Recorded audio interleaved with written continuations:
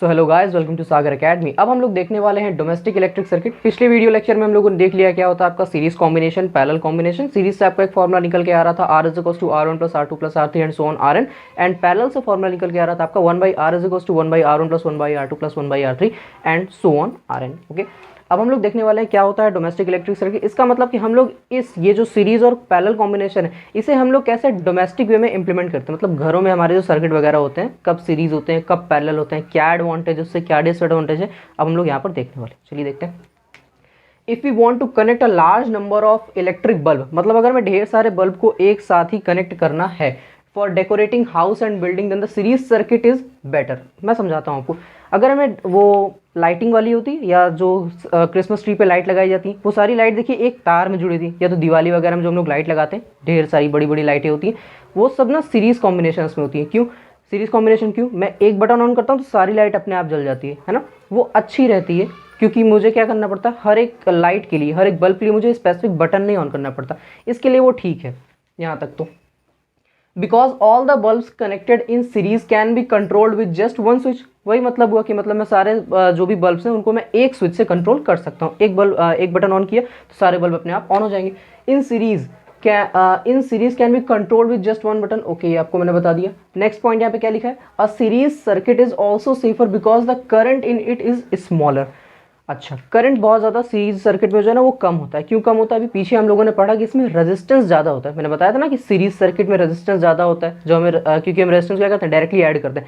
इस वजह से ये जो फॉर्मूला था आपका I is equals to V/R, अगर रेजिस्टेंस ज़्यादा हो रहा है तो करंट क्या हो जाएगा, कम हो जाएगा। ये फॉर्मूला कहाँ से आया? तो यही ओम्स लॉ से आया। ठीक है, याद रखिएगा। नेक्स्ट क्या है यहाँ पे, the parallel electric circuit is better for connecting bulbs in a house because then we can have a separate switches for each bulb and hence operated separately।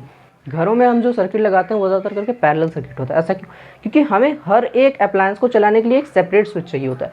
अब ऐसा तो मैं करूँगा नहीं कि पंखे और लाइट का कनेक्शन एक दूंगा तो जब लाइट ऑन कर दूंगा पंखा चलने लग जाएगा। ये तो कुछ गड़बड़ वाली बात हो जाएगी ना, इसीलिए ऐसा करते हैं। घरों में जो हमारे सर्किट होता है वो ज़्यादातर करके पैरेलल होता है, या तो फिर सीरीज भी होता है, जहाँ पे देखिए LED लाइट्स 4-5 होती है तो एक ही बटन से ऑपरेट किया जाता है। ठीक है, नेक्स्ट पॉइंट यहाँ पे मैंने लिखा हुआ disadvantages of series circuit and advantages of parallel circuit. देखिए, सीरीज सर्किट अच्छा होता है पर तब तक के लिए जब तक हमें एक ही बटन से सारी चीज़ों को ऑपरेट करना है, मतलब सारे बल्ब्स को ऑपरेट करना, तब तक लिए वो ठीक है। पर इसके कुछ जो है ना वो डिसएडवांटेजेस भी देखते हैं क्या होता है। In series circuit, if one electrical appliance stops working due to some defect, then all the electrical appliances stop working। बिल्कुल सही बात है। अगर एक मान लीजिए वो लाइटिंग वाला है, आपके पास बड़ी सी लंबी लाइट होती है, बीच में से देखते हैं अगर आप जब एक बल्ब फ्यूज हो जाता है ना तो बाकी धीरे धीरे सारे बल्ब भी फ्यूज होना स्टार्ट कर जाते हैं। तो ये एक बहुत बड़ा इसका ड्रॉबैक है कि अगर एक भी बल्ब खराब हुआ तो बाकी सारे बल्ब भी खराब होने लग जाएंगे। ये है सीरीज सर्किट का पहला डिसएडवांटेज। दूसरा क्या है, all electrical appliance have only one switch due to which they can not be turned on और ऑफ सेपरेटली। अभी यही ऊपर बताया मैंने, सारे जो भी आपके सीरीज कॉम्बिनेशन में जो भी उसमें अप्लायंस लगे हुए हैं उनका सबका स्विच एक होता है, तो मैं हर एक को सेपरेटली ऑपरेट नहीं कर सकता। मतलब अगर मैं चाहूँ कि ये इधर वाला बंद रहे उधर वाला ऑन रहे तो मैं ऐसा नहीं कर सकता। नेक्स्ट पॉइंट क्या कह रहा है आपका, the appliance do not get the same voltage of 220 volt because the voltage shared by all the appliances। बिल्कुल, घरों में आपके जो वोल्टेज आता है वो 220 वोल्ट का होता है, जो कि आपका पावर हाउस से आता है। ठीक है, वो 220 वोल्ट का होता है, ये बात याद रखिएगा।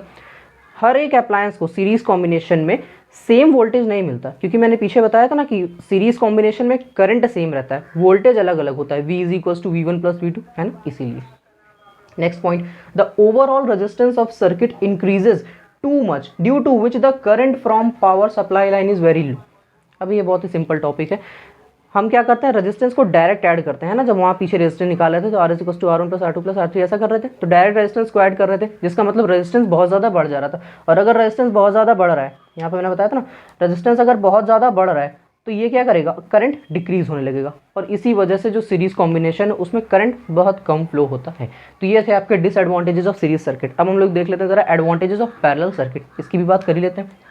इन parallel circuit is if one electrical appliance, देखिए एडवांटेज और डिसएडवांटेज का क्या है ना कि जो इसमें खराब है वो चीज़ इसमें ज़्यादा अच्छे से बताएगा। यही तो होगा एडवांटेज डिसएडवांटेज, दोनों एक दूसरे के ऑपोजिट चलेंगे। देखते हैं, इन parallel circuit if one electrical appliance stops working due to some defect, मतलब अगर किसी डिफेक्ट की वजह से एक अप्लायंस वर्क नहीं कर पा रहा है, then all the other appliances keep working normally. बिल्कुल, मान लीजिए आपका पंखा है और आपका बल्ब है, ठीक है।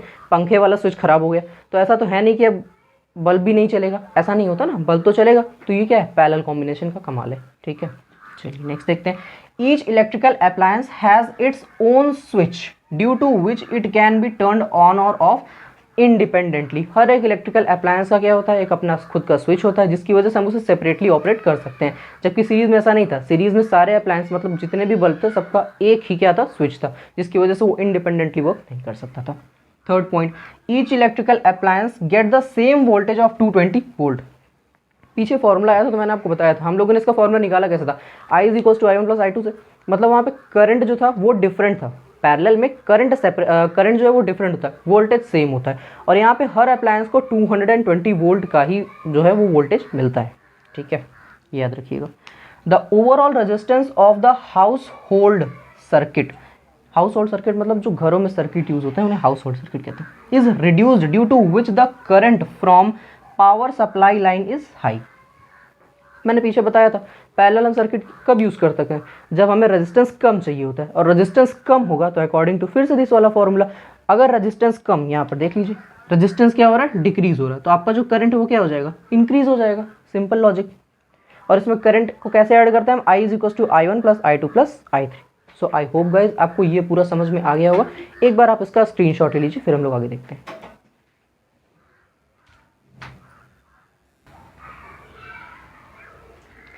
सो I hope guys you have taken the screenshot. यहाँ तक ये वाला टॉपिक हमारा पूरा हो चुका है। अब नेक्स्ट टॉपिक से हम लोग करने वाले हैं हमारा electric power, unit of power, power का फॉर्मूला कहाँ से आया है, कॉमर्शियल यूनिट क्या होती है। फिर नेक्स्ट वीडियो में हम लोग कर लेंगे जूल्स लॉ ऑफ हीटिंग, तो आपका चैप्टर ओवर हो जाएगा। और फिर मैं लूंगा एक न्यूमेरिकल सेशन जिसमें आपको अभी तक जितने भी फॉर्मूलाज मैंने बताए हैं, जो आपने लिखे हैं, वो सारे इंप्लीमेंट कैसे होते हैं ये पता चल जाएगा। तो तब तक के लिए guys do like share and subscribe our channel. Thank you.